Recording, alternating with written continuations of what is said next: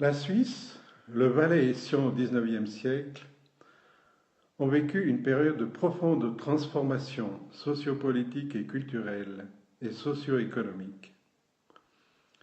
De chef-lieu du département napoléonien du Simplon, Sion va devenir la capitale de l'un des derniers cantons entrés dans la Confédération.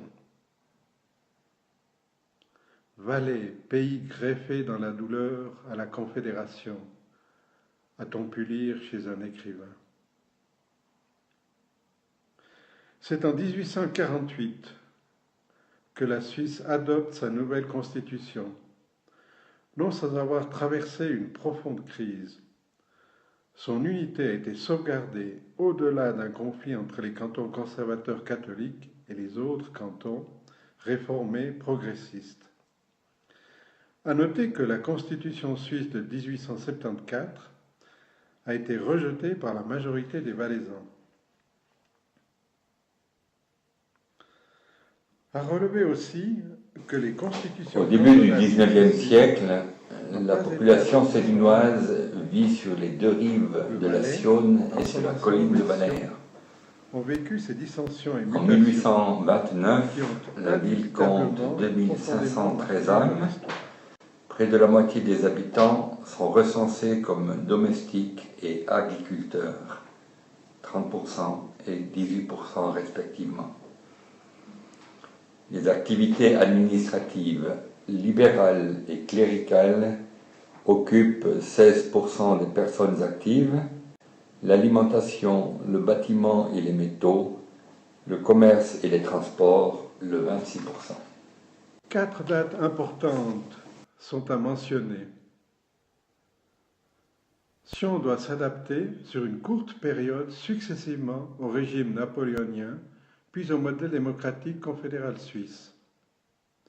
L'arrivée du train, pour sa part, va marquer un tournant historique quant à la position géoéconomique et transformer ce bourg à l'économie essentiellement paysanne jusque-là. 1802. Bonaparte fait du Valais la République indépendante avant de l'annexer à l'Empire français en 1810. 1815, le Valais entre dans la Confédération helvétique. 1848 et 51, la Constitution cantonale et la loi sur les communes séparent communes politiques et communes bourgeoisiales. Et enfin, quatrième date, en 1860, le train arrive à Sion.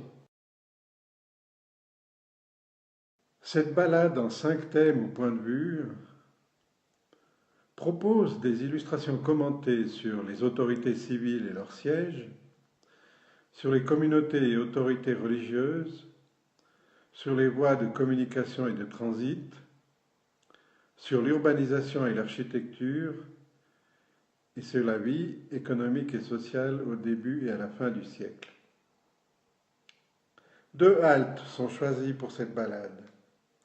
Une première halte sur le Grand Pont et une seconde sur la place de la Planta.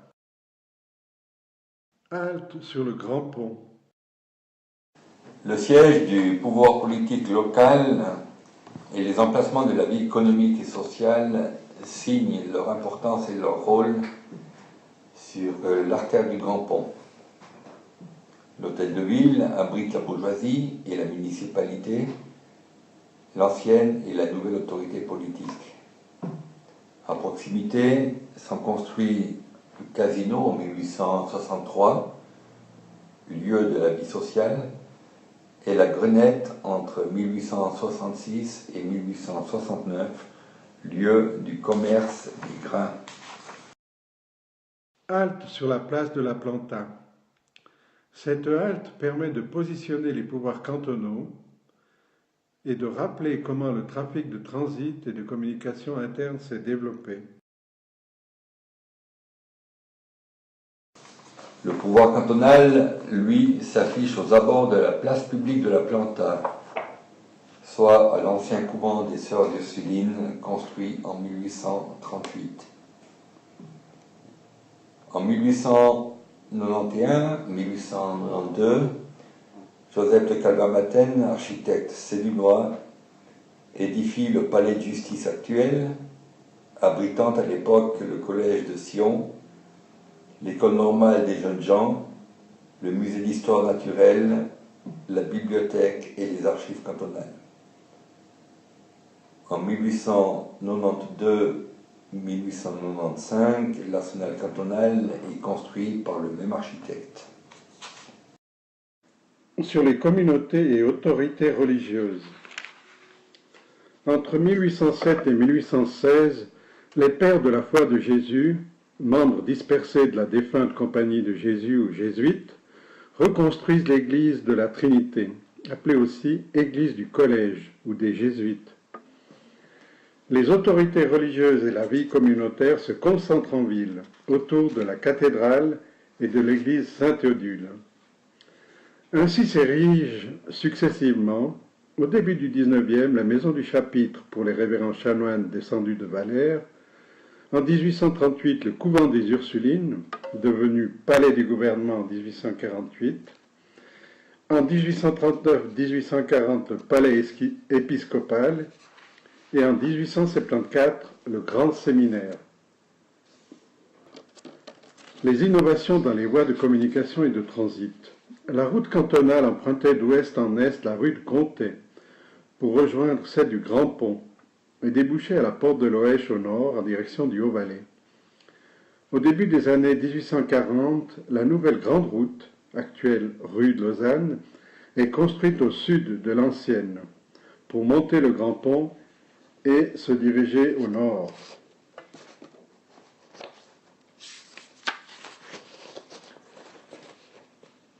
Du point de vue urbanistique et du point de vue architectural, il faut relever ceci.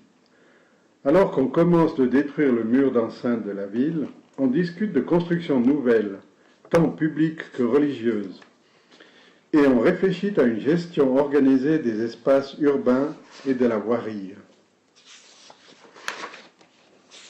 Il faut y ajouter l'aménagement de deux autres axes pour améliorer les liaisons ouest-est et nord-sud. La promenade du Nord, actuellement avenue Ritz, du nom de Raphaël Ritz, vimentation dès 1885, est véritable fondateur de l'architecture de l'art valaisan moderne. Et la promenade du Couchant, qui devint l'avenue de la Gare. À partir de 1850, on aménage la place de la Planta. Et en 1887 est construit le premier pont en fer sur le Rhône.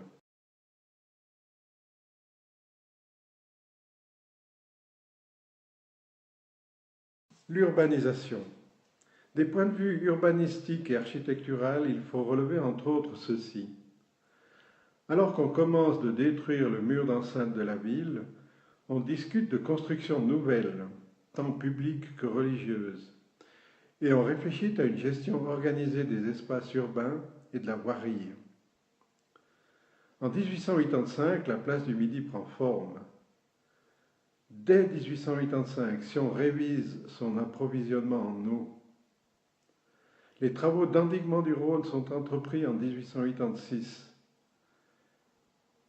En 1867, Sion est éclairé au gaz et en 1885 à l'électricité. En 1897 est adopté un premier plan d'urbanisme. Architecture.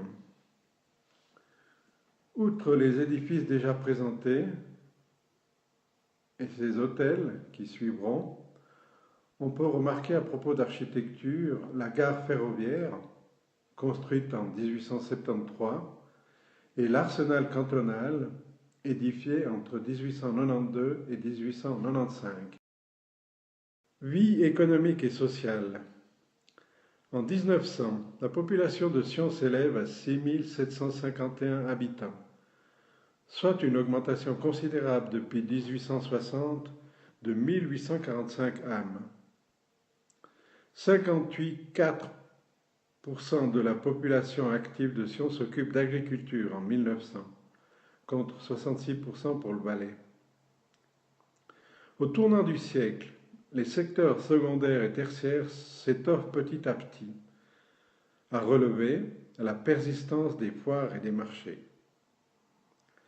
Voici un aperçu sur les 3 secteurs d'activité que sont l'agriculture, l'artisanat, l'industrie et le commerce et le tourisme. L'agriculture. L'extension du vignoble sur le coteau sédunois et les terres gagnées sur le Rhône marque le développement de ce secteur important. En 1868 naît la Société sédunoise d'agriculture, la première en Valais. Artisanat, industrie et commerce. En plus de l'artisanat, 2 industries sont actives dans la seconde partie du XIXe siècle, une fabrique de tabac et une brasserie. Sion fut la première ville de Suisse romande à voir naître en 1851 une société industrielle qui deviendra en 1898 la Société industrielle et des arts et métiers. En 1896, la caisse hypothécaire ouvre ses portes au Grand Pont.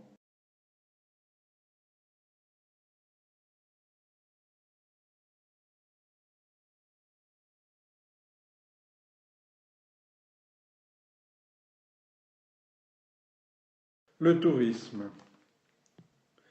Sion compte naturellement plusieurs auberges et de nombreux cafés. Les activités hôtelières demeurent limitées.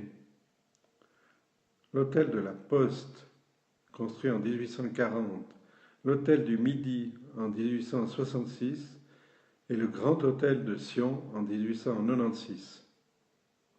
Le conseil municipal autorise en 1898 la construction des bains publics à la rue des Bains, actuellement rue du C.